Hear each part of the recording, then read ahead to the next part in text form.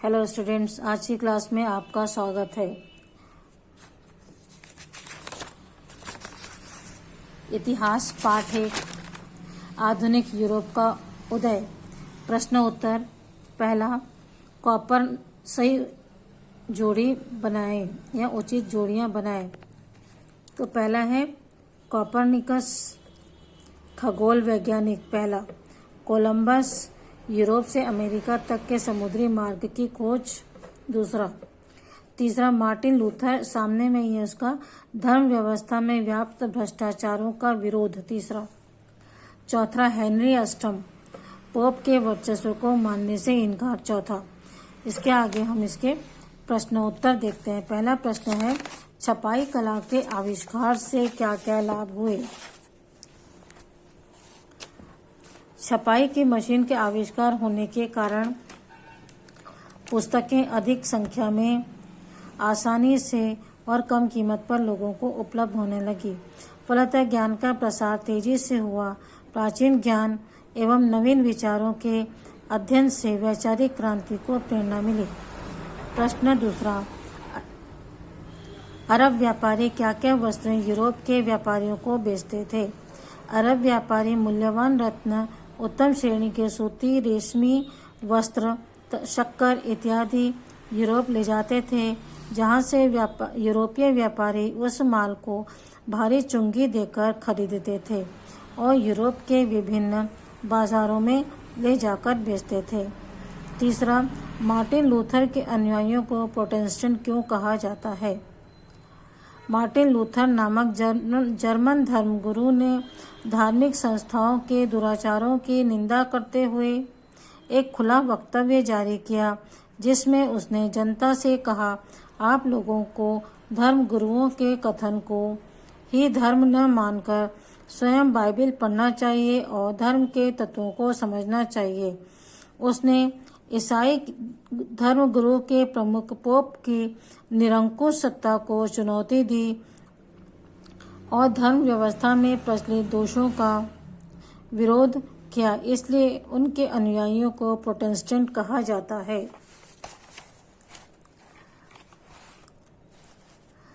चौथा प्रश्न है, यूरोपीय व्यापारियों ने व्यापारिक कंपनियों की स्थापना की क्यों। व्यापारियों को विदेशी व्यापार से अपार लाभ तो थे, मगर इसमें उनके लिए कठिनाइयां और खतरे भी कम नहीं थे।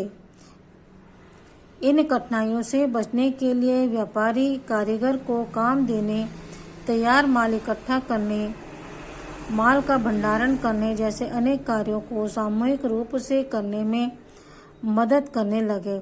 इस प्रकार व्यापारिक कंपनियों की स्थापना हुई।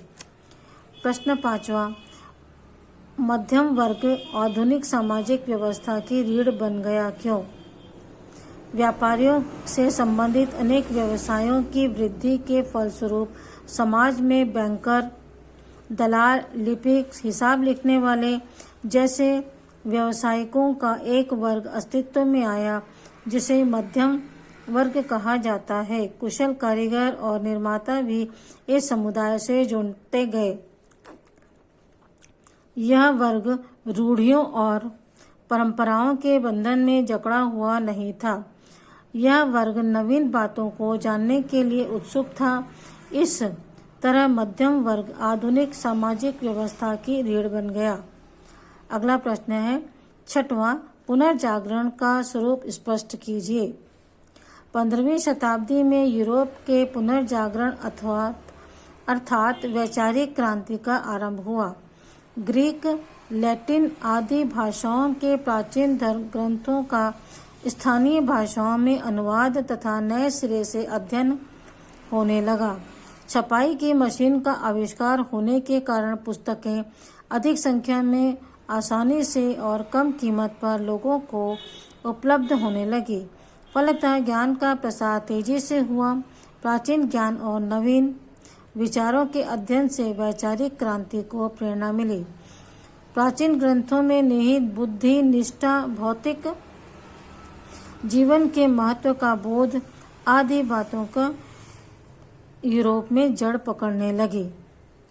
अगला प्रश्न, अच्छा, इसके आगे और है, साहित्य, चित्रकला, शिल्पकला, विज्ञान आदि सभी विधाओं को इस दृष्टिकोण से ने प्रभावित किया। कलाकार अपनी कलाकृतियों में देवी देवताओं, देवदूतों के स्थान पर मनुष्य की भावनाओं एवं प्राकृतिक सौंदर्य का चित्रण करने लगे।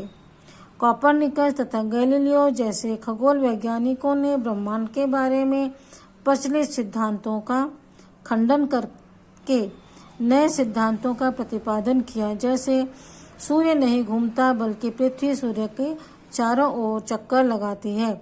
इन सब का परिणाम यह हुआ कि धार्मिक मान्यताओं पर आधारित विचार प्रभावित होने लगे तथा धर्म सुधार आंदोलन का सूत्रपात हुआ।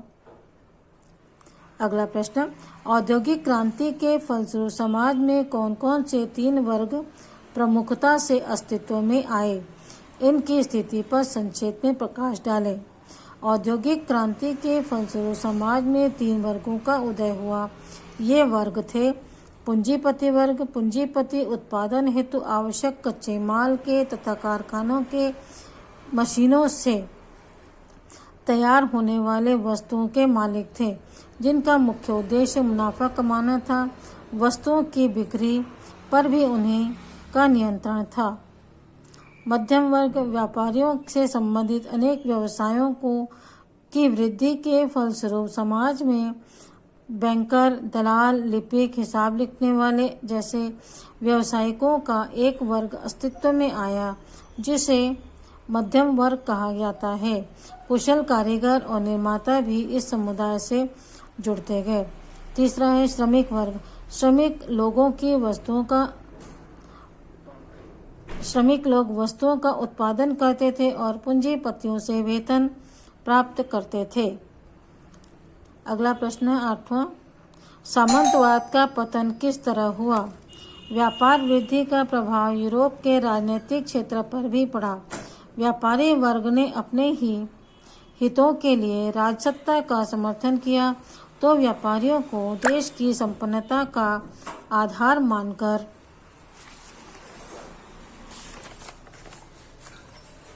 शासकों ने भी व्यापारियों को हर संभव सहायता प्रदान की। इससे देश के व्यापारी वर्ग को महत्व और प्रतिष्ठा प्राप्त होने लगी। व्यापारी वर्ग की बढ़ती प्रतिष्ठा के साथ ही यूरोप में सामंतवाद का पतन भी प्रारंभ हुआ। व्यापार में वृद्धि। अगला प्रश्न है, व्यापार में वृद्धि का यूरोप पर क्या प्रभाव पड़ा? यूरोप में तीव्र व्यापार वृद्धि के परिणाम स्वरूप यहाँ सामाजिक, आर्थिक और राजनीतिक जीवन में अनेक परिवर्तन हुए, जो निम्नलिखित हैं। पहला, आर्थिक प्रभाव। यूरोप में अर्थव्यवस्था में यूरोप व्यापार तथा उद्योगों का महत्व बढ़ने लगा। सोने चांदी के सिक्के आर्थिक लेन देन का माध्यम बन गए। अब लंदन, ब्रिस्टल जैसे अनेक नए व्यापारिक केंद्रों का उदय हुआ। व्यापार के लिए पूंजी उपलब्ध कराने के लिए बैंकों की संख्या में वृद्धि हुई। व्यापार में अधिकाधिक पूंजी का विनियोजन होने लगा। व्यापार हेतु उद्योग में अपार वृद्धि के कारण लाभ की मात्रा में भी वृद्धि हुई। फलस्वरूप यूरोपीय राष्ट्र अधिक संपन्न और समृद्ध होने लगे। दूसरा है सामाजिक प्रभाव। व्यापारियों से संबंधित अनेक व्यवसायों की वृद्धि के फलस्वरूप समाज में बैंकर, दलाल, लिपिक, हिसाब लिखने वाले जैसे व्यवसायिकों का एक नया वर्ग अस्तित्व में आया, जिसे मध्यम वर्ग कहा जाता है। तीसरा, राजनैतिक प्रभाव। व्यापार वृद्धि का प्रभाव यूरोप के राजनैतिक क्षेत्र पर भी पड़ा।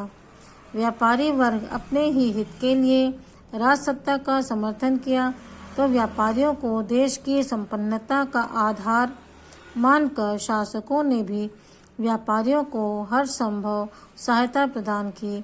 इससे देश में व्यापार को महत्व और प्रतिष्ठा प्राप्त होने लगी।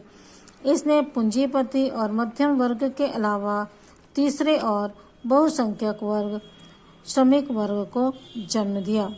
इस प्रकार आपके ये प्रश्न उत्तर समाप्त होते हैं। नीचे देखेंगे, प्रयास कीजिए। पहला, दूसरा नहीं, तीसरा प्रश्न है। इसके बारे में मैंने आपको ऊपर में पुनर्जागरण वाले पार्ट में बताया था, प्रश्न में बताया है, तो इसके आगे आप लोग उसे तैयार कर लोगे। ये प्रश्न परीक्षा में आ सकते हैं। ठीक है, तो इस वीडियो में इतना ही। अगले वीडियो में बच्चों हम अगला पार्ट देखेंगे। ठीक है, बाय।